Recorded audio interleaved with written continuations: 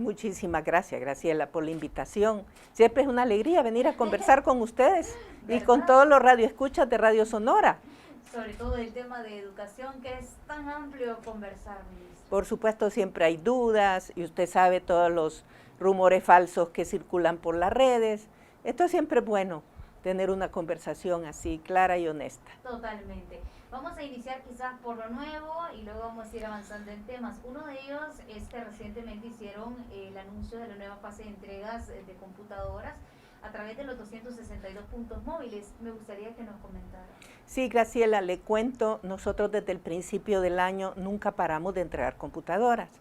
Lo que sucede es que, como he explicado yo varias veces, así como la importación de otros bienes se vuelve complicada en el marco de una pandemia, las computadoras y también las vacunas son en este momento tal vez el producto más cotizado, más codiciado, por lo que se pelean muchos países y muchos compradores, puesto que de la noche a la mañana el trabajo en la oficina se convirtió en teletrabajo. Totalmente. Entonces el sector privado, las empresas, todo lo que tiene que ver con oficinas requiere de más equipo.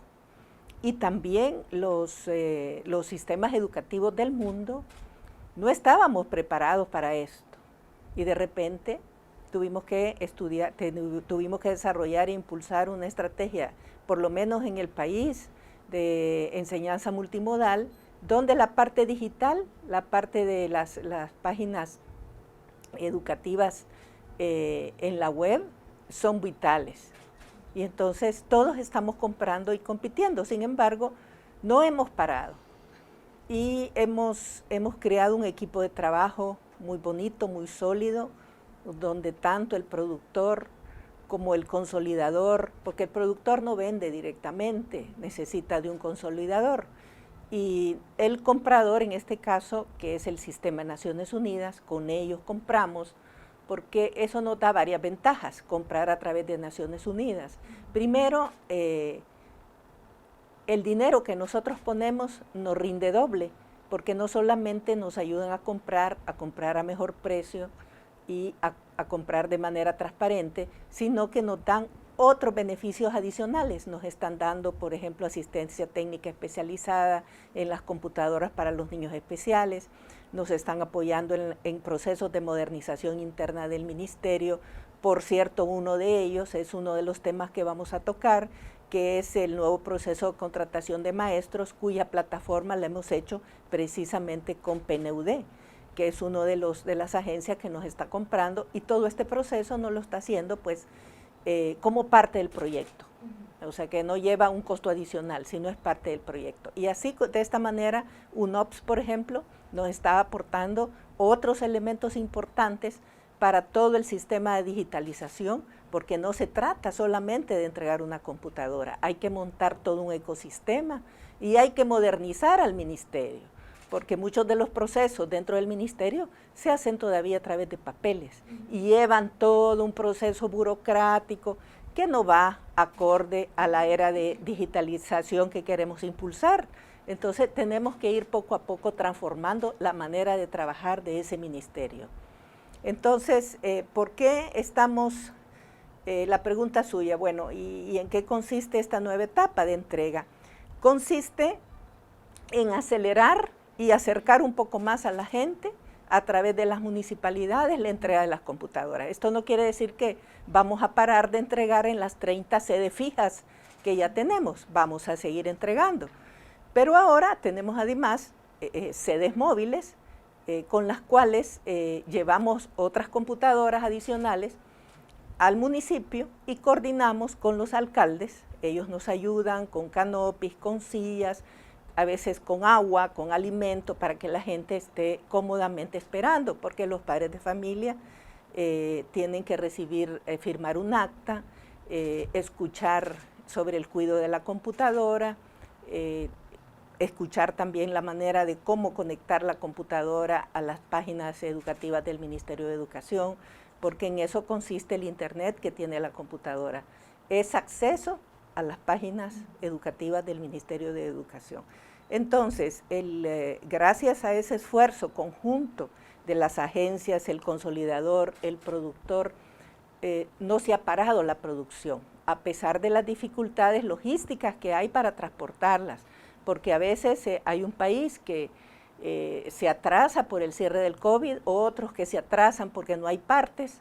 Entonces tenemos un compromiso de parte del productor, lo cual agradecemos, donde nos dicen, de acuerdo, nosotros sabemos que este es un proyecto de país y que no vamos a parar de producir hasta que ustedes alcancen su meta, ¿verdad? Claro, no, a veces ellos no pueden producir a la velocidad que nosotros queremos porque tienen una capacidad para producir, una capacidad semanal, una capacidad mensual, pero desde un principio lo hemos dicho, vamos de manera progresiva, pero vamos a llegar a todos. ¿Cuánto es el porcentaje que llevamos ahorita de avance y más o menos cuándo, ministro, podemos llegar a tener un 100%?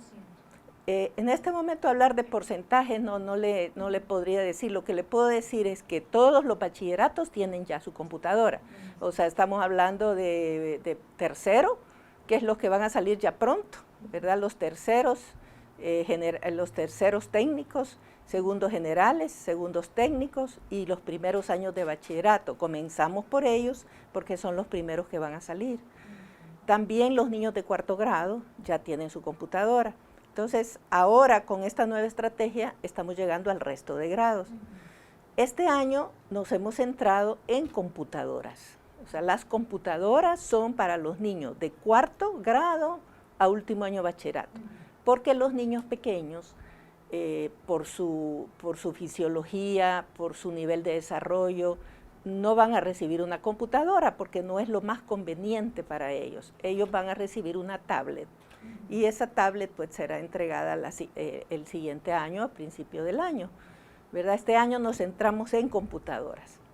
Ok, me parece ideal porque estamos hablando incluso de una inversión bastante grande. Me gustaría que, no sé si tenemos la mano esos datos, ministra, de la inversión total que se va a hacer.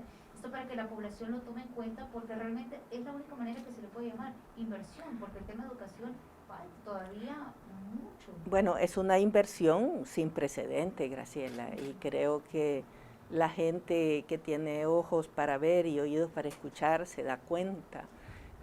214 millones en el presupuesto de este año. En esos 214 millones va no solo la compra de los aparatos, va esta conectividad a las plataformas educativas y otros elementos en los cuales hemos tenido que invertir, por ejemplo, en la compra del software de geolocalización, que tiene un precio, ¿verdad?, significativo, pero es importante para nosotros. Las licencias de Windows.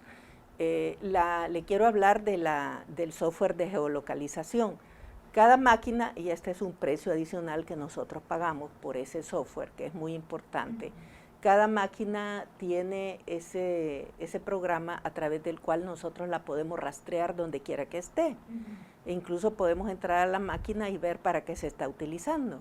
Es de esa manera como hemos podido recuperar varias de las máquinas que se han hurtado, ¿verdad? Y yo hago un llamado a la gente que tiene esas malas intenciones, porque donde quiera que estén los vamos a encontrar. Nosotros sabemos rastrearla. O sea, hay gente en la pantalla viendo todo esto. Y le quiero contar un caso de un alumno a principios de este año creo que fue, que se le ocurrió viajar con la computadora y se la llevó a Nueva York.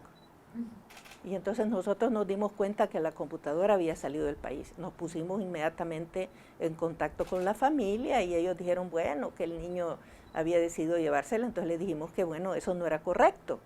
La computadora es para estudiar.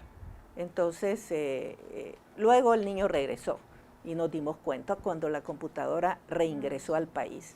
Así es que yo hago un llamado a los padres de familia y a los alumnos que tienen las computadoras a hacer el uso correcto de la máquina, porque la máquina es para sus estudios. Y al que se la robe, pues rápido lo vamos a encontrar. ¿Hay reportes hasta la fecha de la cantidad de robos que puedan existir hasta este momento? Sí, hay aproximadamente tal vez unas 25, no son muchas, pero la mayoría se han recuperado, la mayoría.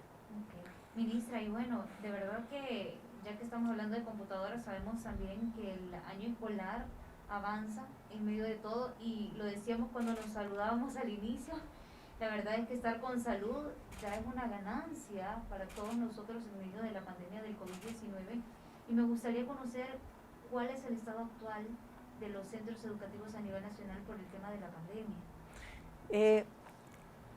Todas las semanas y todos los días cambia, porque nosotros tenemos un protocolo de estricto cumplimiento, que es el protocolo La Alegría de Regresar a la Escuela.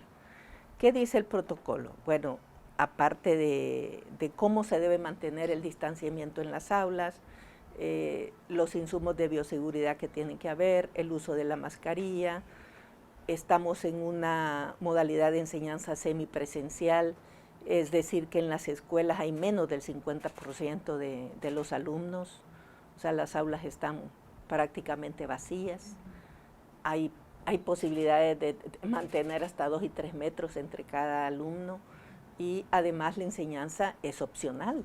Los padres de familia son los que deciden si sus hijos van a ir o no, o si van a seguir a través de las diferentes plataformas. Y por eso es que son importantes todas las plataformas, Graciela, no solo la computadora. La computadora es una herramienta más, pero los alumnos y los maestros deben de saber combinar y articular teleclases con radioclases, con guía impresa y también con la plataforma digital. Entonces, volviendo a cómo están las escuelas, por ejemplo, hace 2 semanas teníamos 125 escuelas cerradas con el protocolo COVID, que el protocolo dice que hay que cerrar 14 días. Ahora ya tenemos menos de 30 escuelas cerradas y así, porque las escuelas abren y cierran dependiendo de si van apareciendo casos. Nosotros tenemos comprobado que los centros escolares no son los lugares donde la gente mayormente se contagia, porque allí tenemos bioseguridad, tenemos distanciamiento y no hay aglomeración de personas. Sin embargo, tanto alumnos como maestros circulan en otros espacios donde no hay ese cuidado. O sea, los padres de familia llevan a los niños a lugares donde hay aglomeraciones. Bueno, los maestros van a hacer sus compras, van a hacer donde hay aglomeraciones y a lo mejor se quitan la mascarilla, el transporte público. Después salen positivos y obviamente hay que cerrar la escuela, aunque la escuela no haya sido el lugar donde se ha contagiado. Claro.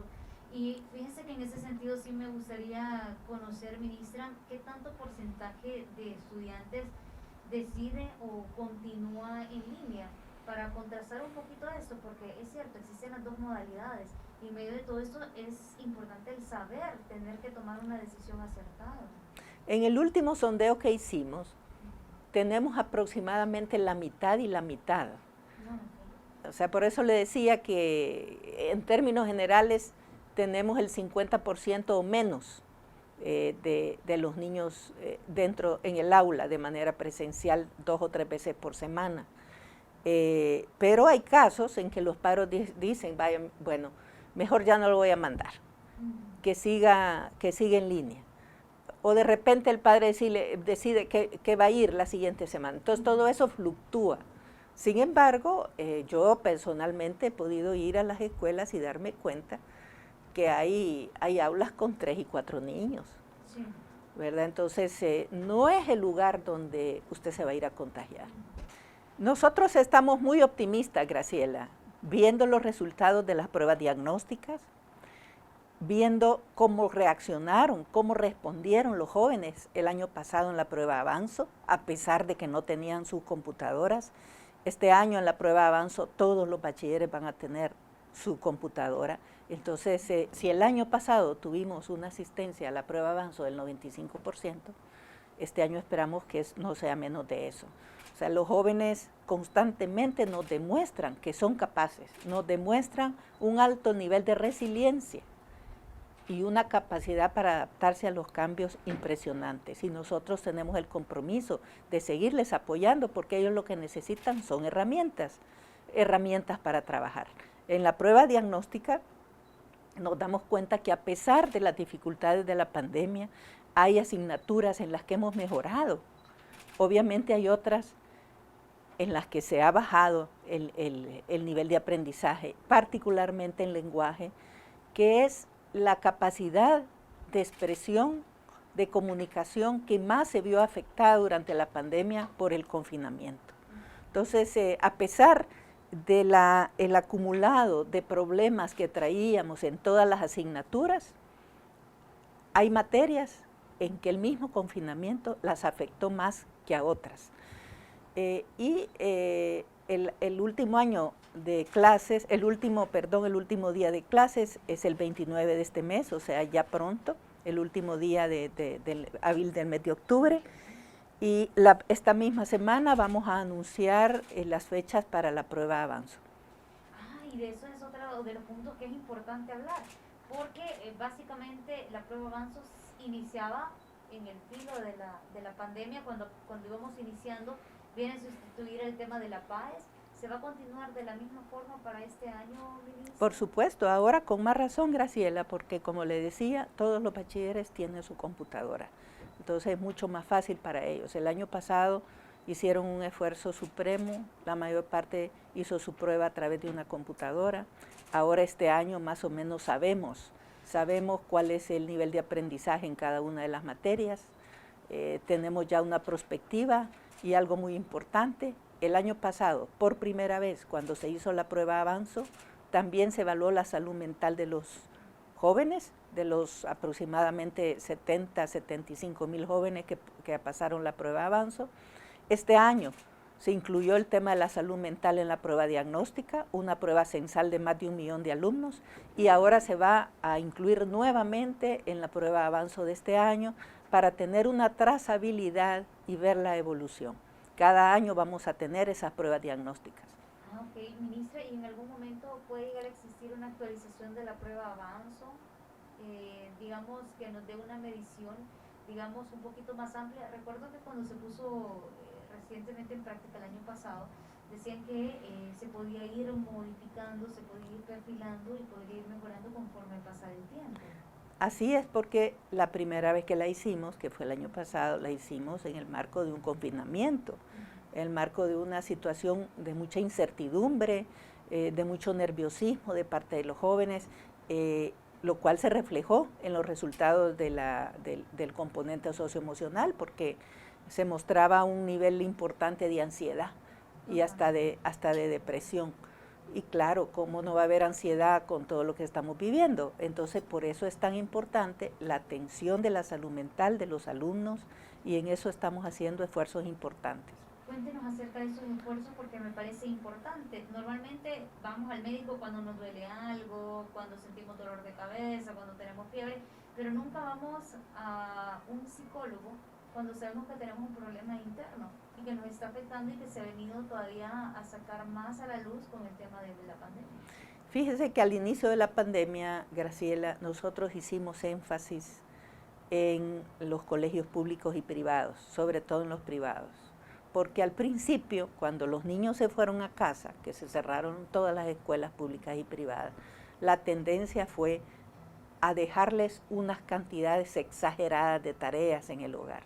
Eso aumentó la tensión tanto de los niños como de los padres de familia, que no sabían qué hacer, ¿verdad? Los primeros meses fueron caóticos, fueron de mucho estrés, porque los padres tenían que trabajar en línea y tenían que acompañar a los niños a hacer unas tareas. Yo me recuerdo una niña de 3er grado que tenía que hacer 9 tareas, una cosa exagerada. Entonces, hacíamos llamados constantes a los maestros. Miren, no se trata de saturar en este momento, este no es el momento, ni nunca ha sido el momento, pero menos este. No se trata de eso. En este momento hay que enseñarle a los alumnos a gestionar sus emociones, obviamente continuar con la parte cognitiva de forma moderada, siga las indicaciones de la guía impresa. Incluso nuestra guía impresa al principio iba, según mi gusto, demasiado saturada, demasiado. Poco a poco fuimos aprendiendo, fuimos depurando y fuimos descongestionando esa guía. Ahora, esto no es culpa de nadie, Graciela, porque nunca nos habíamos enfrentado a una situación así. Hemos aprendido todos los días y todos los días hemos ido mejorando. El tema de la salud mental nosotros lo comenzamos a abordar desde un principio. En la guía impresa fue el primer método, la primera vía por la cual nosotros llegamos a los niños, a los padres de familia. Luego, cuando se lanzó la televisión, a través de las teleclases se hacía énfasis en ejercicios físicos, primero en el cuidado de la salud física, ¿verdad? Las medidas de bioseguridad, de higiene, el lavado de manos, el distanciamiento, pero también las actitudes de tolerancia dentro del hogar. Otra cosa importante, que los padres de familia sepan reconocer los signos de estrés y de ansiedad de sus hijos, porque los niños no reaccionan de la misma forma que los adultos. Entonces, a veces los adultos creemos que el niño es caprichoso, que el niño es berrinchudo, que el niño, lo calificamos de muchas cosas y a lo mejor lo que nos está indicando el niño nos está dando un signo de alarma, se nos está encendiendo una luz roja y nosotros no la alcanzamos a ver. Sobre todo en una situación como la que hemos vivido recientemente el año pasado, donde los niños no salían de sus casas.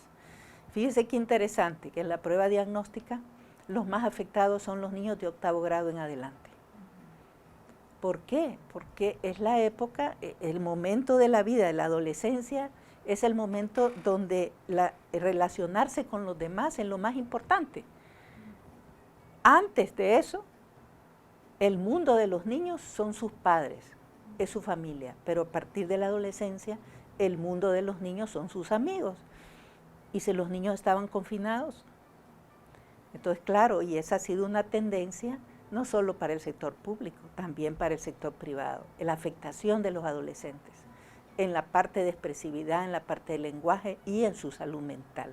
Los niños más pequeños aparecen que hasta han mejorado en matemáticas y aparecen menos afectados emocionalmente. ¿Por qué? Porque tuvieron lo más importante para ellos cerca, sus padres. ¿Cómo nos vamos preparando para el inicio de clases 2022? Sé que es prematuro porque apenas estamos comenzando a cerrar, pero también sabemos que es toda una preparación previa, tomando en cuenta el contexto en el que estamos viviendo actualmente. ¿Una preparación previa para lo que viene? ¿Se refiere usted? Sí. Bueno, no sabemos lo que viene realmente, pero debemos estar preparados para todo. Y entonces, como Ministerio de Educación, previendo esto, hemos creado lo que es la enseñanza multimodal. Usted tiene a la disposición las teleclases, las radioclases, las guías impresas, los libros de texto, la educación semipresencial, si la pandemia nos lo permite, más las plataformas digitales, y para eso estamos entregando la computadora. Pero además, simultáneamente nosotros estamos trabajando en una reforma curricular, porque de nada sirven todas esas herramientas y esas plataformas si no tienen cómo alimentarse. El alimento para el cuerpo, para el ser humano, es lo principal. Sin alimento, usted y yo no podemos caminar. Bueno, sin alimento, la computadora, la radio, la televisión, no tienen mucho sentido ni pueden funcionar. Entonces, la gente ve que estamos entregando computadoras. Lo que no ve es lo que estamos trabajando tras bambalinas. O sea, el gran esfuerzo de los especialistas curriculistas, el gran esfuerzo de todo el equipo de producción que hace posible las radioclases, que hace posible las guías, que hace posible las teleclases, que prepara los contenidos para Google Classroom. Eso la gente no lo ve. Entonces, cuando ven que estamos entregando computadoras de forma masiva, hay gente que dice, pero ¿cómo es que pretenden solucionar el problema de la educación repartiendo computadoras?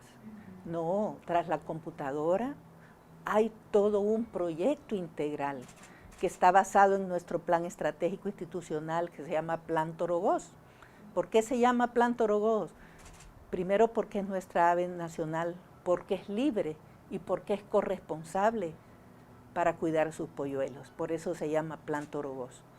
Y en ese Plan Torogós tenemos metas que alcanzar y tenemos una visión de la educación. Entonces, no se trata solamente de entregar computadoras. La computadora es solamente una herramienta que está articulada a toda una visión innovadora y a todo un proceso de reforma curricular y además a todo un proceso de renovación de la contratación de los maestros, porque para poder implementar esa currícula necesitamos a los mejores maestros. Ministra, vamos a pasar a otro tema y es importante que hablemos también sobre la segunda fase del concurso de plaza de docentes. Como le digo, todo está articulado. Si nuestro propósito es la calidad de la educación, estamos en medio de una pandemia, hemos tenido que responder a estas complejas condiciones porque no es fácil. No es fácil, hay sectores que quieren cerrar las escuelas, otros que se oponen, otros que, bueno. Pero nosotros como ente rector tenemos que mantener la cordura, mantener el justo medio y hacer análisis frío de lo que está pasando. No nos podemos dejar llevar por presiones de uno u de otro. Tenemos que tomar decisiones en base a evidencia. Entonces, todo está concatenado. En este proceso de reforma curricular, donde nosotros estamos llevando al niño a pensar en vez de copiar, a analizar, a formarlo en base a competencias, a través de una educación innovadora, donde los medios tecnológicos van a ser importantes, no van a ser los únicos, porque en educación es difícil sustituir la presencialidad, sobre todo para los niños pequeños, que se desarrollan en relación con los demás. O sea, la parte relacional es importantísima para el desarrollo de los niños. La parte del juego. Hay muchos padres de familia, incluso maestros, que todavía no entienden que el juego es parte del aprendizaje, que el juego es parte del desarrollo.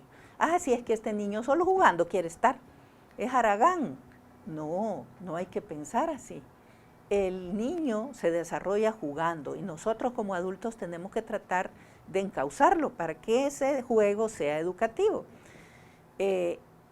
Entonces, en todo ese proceso de transformación curricular, donde queremos llevar a los niños a aprender de otra forma, donde queremos que los niños estén seguros en las aulas, necesitamos un perfil de maestro determinado, y además necesitamos maestros con vocación. Y el sistema de reclutamiento de maestros que se tenía dejaba mucho que desear, porque no entraban por mérito, entraban por otras razones que no voy a mencionar aquí, en detrimento del derecho a la educación de los niños. Entonces, en esta administración, lo primero es el derecho a la educación de los niños, después viene lo demás. Entonces, estamos funcionando en base a ese principio que es ley de la República. No es que yo me lo inventé o se lo inventamos en el Ministerio de Educación. Somos suscriptores de una convención sobre los derechos del niño, tenemos una lepina que dice que la educación es un derecho, no es un servicio. Y el sistema educativo tiene que funcionar alrededor de eso. Entonces, necesitamos maestros que garanticen ese derecho y que lo primero que se les evalúe es su capacidad emocional, su capacidad de atender niños, o sea, su vocación y sus conocimientos en relación a lo que va a hacer. Aquí en este momento tenemos maestros que tienen una especialidad y están dando otra. Entonces, todo eso lo estamos empezando a ordenar poco a poco. No es fácil porque es el producto de un desorden de décadas. Además, por lo que hemos visto, las universidades no han estado formando maestros con la rigurosidad que el derecho a la educación requiere. ¿Esto va a requerir entonces que modifiquen los pensum desde las universidades? Así es, ya estamos trabajando en esto, ¿verdad? Tenemos pronto una reunión con las universidades que forman maestros. El Ministerio de Educación tiene que asumir su rol de certificar y controlar en base a un perfil de maestro que necesitamos para que imparte esa nueva currícula, que es una currícula diferente para nuevos tiempos. Entonces, pero en este momento pues estamos apenas en un primer proceso que está sentando un precedente, un proceso de plazas que se le hemos llamado de plazas vacantes de docentes por ley de salario, donde el número de plazas que está disponible es limitado, son alrededor de 3.000 plazas y hemos recibido como 18.000 aplicaciones. La primera, bueno, ya pasó la fase de que los maestros mandaron toda su documentación. El 15 de agosto comienza la prueba cognitiva, desde el 15 al 22, y luego viene la prueba socioemocional. Los que pasen la prueba cognitiva tienen que pasar después la prueba socioemocional, que esa sí es presencial. Entonces los especialistas saben por la manera de hablar, por la manera de escribir, por lo que dicen, por lo que han respondido, si tienen vocación, si no tienen vocación, si realmente estos maestros les van a enseñar a los niños a expresarse correctamente. Porque yo no puedo ser maestro si no puedo hablar correctamente el español. No puedo ser maestro si yo escribo con errores de ortografía y no puedo redactar. A mí me han llegado al ministerio solicitudes escritas de maestros que no pueden redactar y que cometen errores de ortografía. No sé de qué escuela han salido, de qué universidad han salido, pero realmente es preocupante. Ministra, y bueno, ya que el tiempo avanza porque nos van quedando aproximadamente 5 minutos, ¿cómo va el plan Mi Nueva Escuela? Mi Nueva Escuela es un concepto, Graciela. Es un concepto que tiene estándares de calidad. Estábamos hablando de la calidad en la educación, y la calidad en la educación comprende muchas cosas. El perfil del maestro, la formación inicial del maestro, la formación continua del maestro, comprende la parte curricular, ahora la parte tecnológica, que todos los alumnos tengan su libro de texto, pero también incluye los ambientes escolares. Y esa es la parte, creo yo, más difícil, porque se dejó estar por décadas. No se atendió de una manera racional, no se invirtió de una manera racional, ni de una manera suficiente. Entonces, tenemos que ir por fases también, igual que las computadoras, pero hemos avanzado bastante. En el 2019, lo primero que hicimos fue crear un proyecto que se llamó Cerrando Brechas en la Educación. Comenzamos a trabajar a mejorar aquellas escuelas más abandonadas. Obviamente con el recurso que el gobierno anterior había dejado para eso, no alcanzábamos. Tuvimos alrededor de 6 meses para poder trabajar cuando vino la pandemia y se cerró. No pudimos continuar con la construcción porque, si usted recuerda, fue una de los sectores de la economía que se cerró. En el 2020, ya por el mes de agosto, ya bastante tarde, que volvimos a la construcción, de manera acelerada, alcanzamos a hacer algunas cosas, y ya este año se aprobaron los 3 financiamientos, el del BID, Banco Mundial y BCIE, con lo cual se le va a dar un gran impulso a la parte de infraestructura con el concepto de Mi Nueva Escuela. También decirle que la gente tiene en la cabeza que vamos a hacer toda Mi Nueva Escuela igual. O sea, nosotros no podemos derribar centros educativos que están en buenas condiciones.